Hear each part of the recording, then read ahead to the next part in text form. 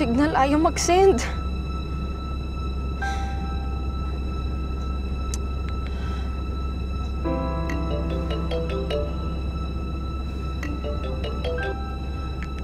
Hello? Sino to? Hi, Santina. Hindi mo na ba naalala ang boses ko?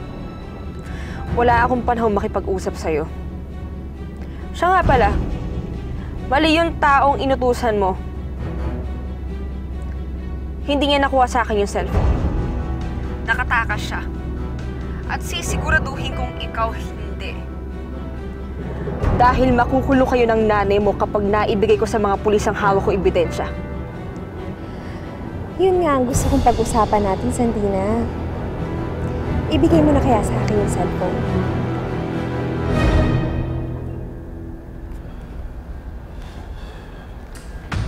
Ay, sir. Pasensya na ho ah. Sarado na po kasi kami. Ay, naku, ganun ba? Paboritong-paborito pa naman ang asawa kong luminin nyo. Naglilihi. Baka pwede mo naman akong bigyan ng pabor. Teka, parang pamilyar ka. Suki ako dito. Sige na, Pards. Pagbilan mo na ako ng lumi.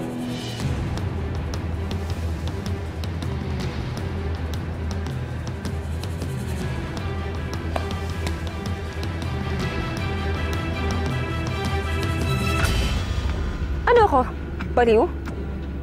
Bakit ko ibibigay ang susi na kalayaan ni Ma'am Johnny? Well, mababaliw pa lang dahil sisiguraduhin kong makikita mo pagkamatay ng pinakamamahal mong best friend na si Kiko. Buhay ni Kiko o kalayaan ni Ma'am Johnny mo?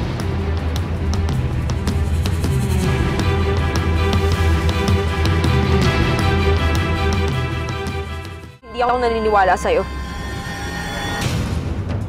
Sa mga sandaling ito, may tao akong nakabantay kay Kiko. Isang senyas ko lang, patay ang kaibigan mo. Kiko! Huwag na wag mo sasaktan si Kiko. Eh di ibigay mo sa akin ng cellphone. Hindi! Ipapupulis kita! Okay, fine. Tatawag ako ng tauhan ko para patayin si Kiko. Wag! Ayun naman pala eh. Magkita tayo sa Hizon Street malapit sa Aguinaldo Park. Be there in 5 minutes. Hayop ka! Napakasama mo talaga! Oh, by the way, Santina, one more thing.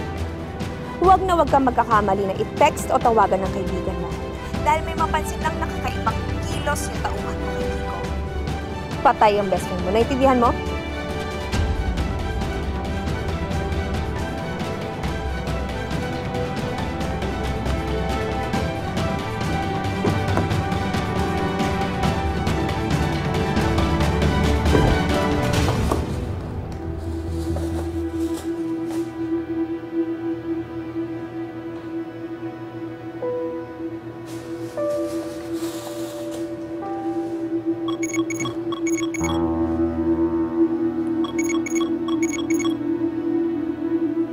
Hello?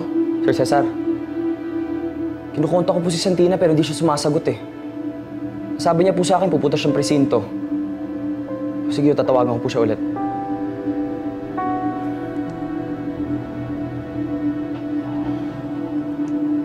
Tagal pa ba yan? Boss. Kitchen po ito. Bawal po dito. Ito, di bawal.